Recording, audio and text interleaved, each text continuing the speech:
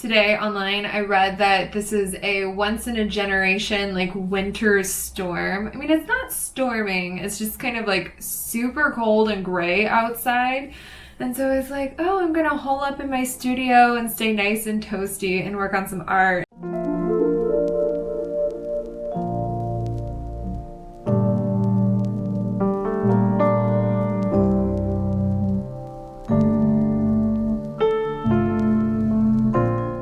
Okay, so I'm still going to try to make this video happen. In case you didn't hear, there's pretty much been a natural disaster here in Texas.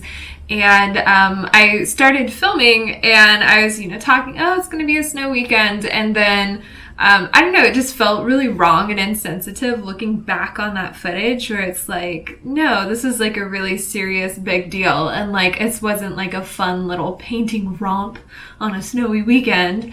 So, so for me, my household, it was not a bad situation. We lost power for one evening, but it came back, and so I wasn't part of the people who had multiple days of power outages.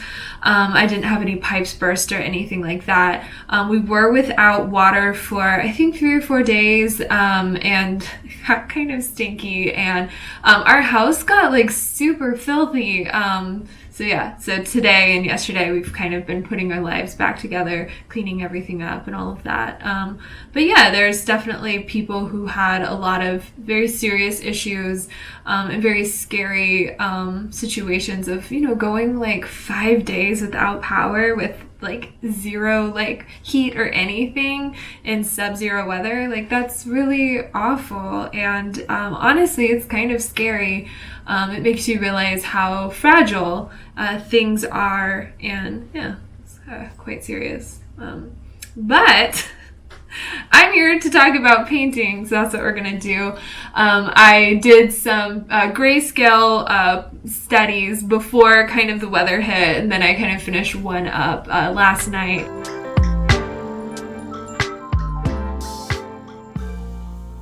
I've already done a couple of grayscale paintings, and what originally got me thinking about even doing this is, first of all, doing a value study. Always good.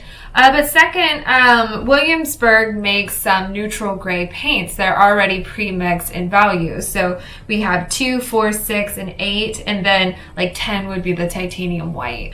But having them kind of pre-mixed like that, at first to me seems like a bit of a luxury. It's not something that prior to working with the Williamsburg, it's something I would not have thought about, but that convenience is really nice. And if you find yourself wanting to make a lot of value studies, I really like that it's ready to go. And in that way, I'm also not using up all of my white paint that I want for my color paintings.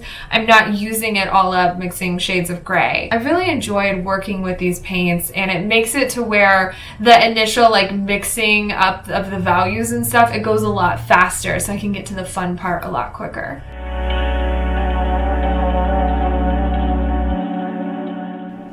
So what we've got going on here is a value study, and that's when you sit down and you're like, I'm not worried about color. I'm not worried about creating like some high concept finished work of art for my portfolio.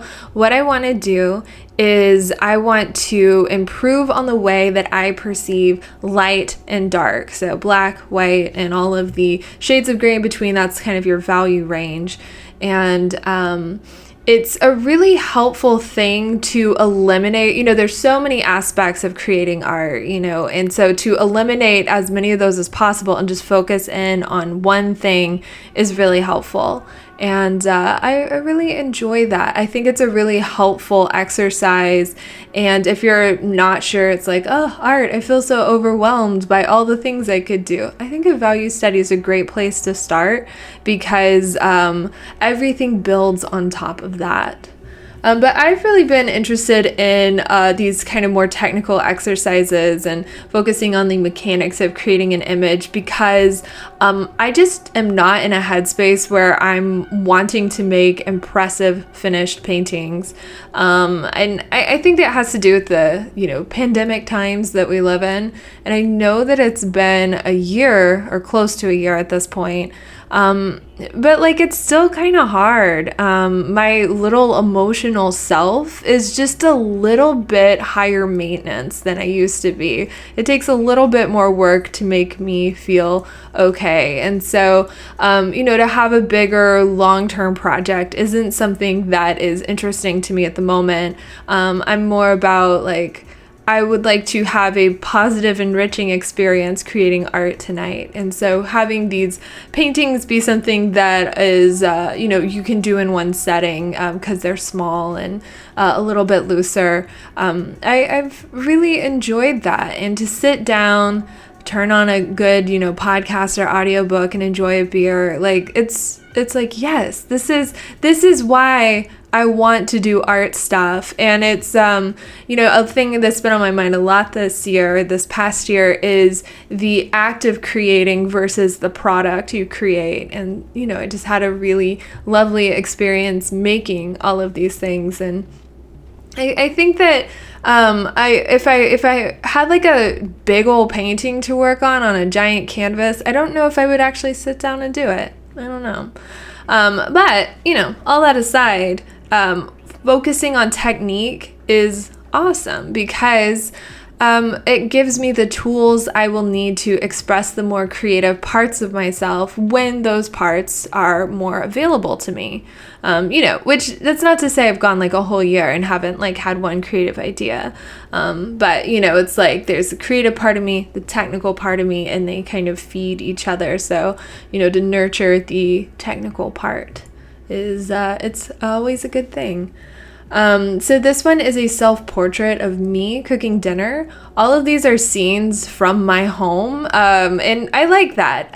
My world is small. I don't get out of the house very much, and so this is the landscapes of the tiny world that I've been in for the past year.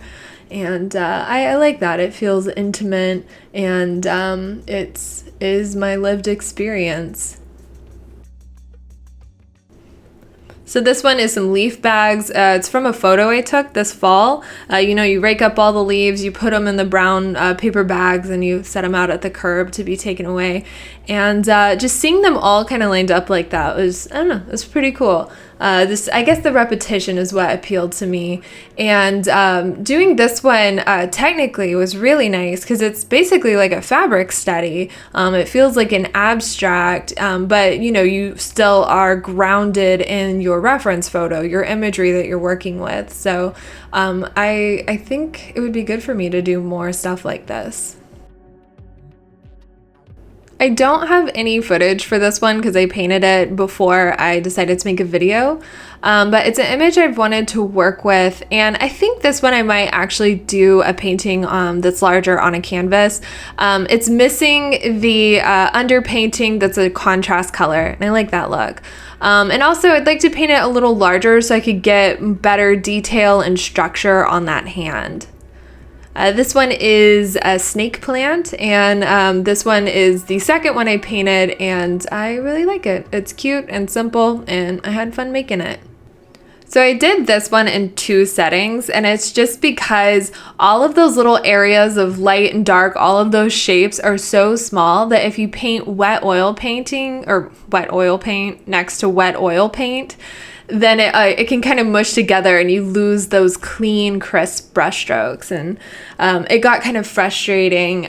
Working so small, I think that this study could have been done a little larger. Painting is hard enough, and when you're struggling to actually like get the paint on the canvas because things are so tiny and your little hand is shaking, it's like, I'm making my life harder than it should be. I should paint this larger.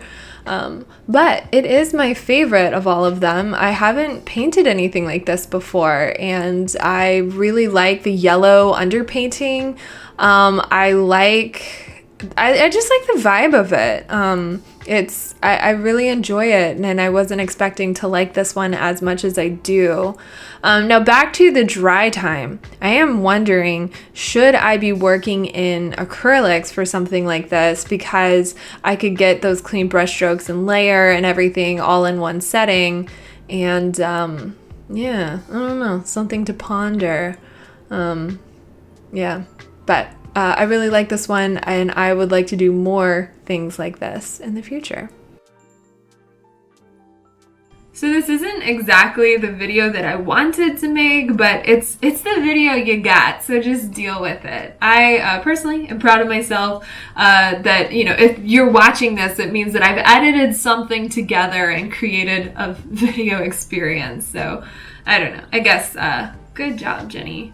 So yeah, I guess I'll see y'all guys later, and I hope everyone's doing okay. Yeah, I think now is a time where a lot of people are having to put their lives back together, and some people have a lot, I don't know, rougher time than I have had. So yeah, it's very sobering, but okay. Well, I'll see you in the next video, and maybe it'll go the way I think it will go next time. So, all right, bye guys.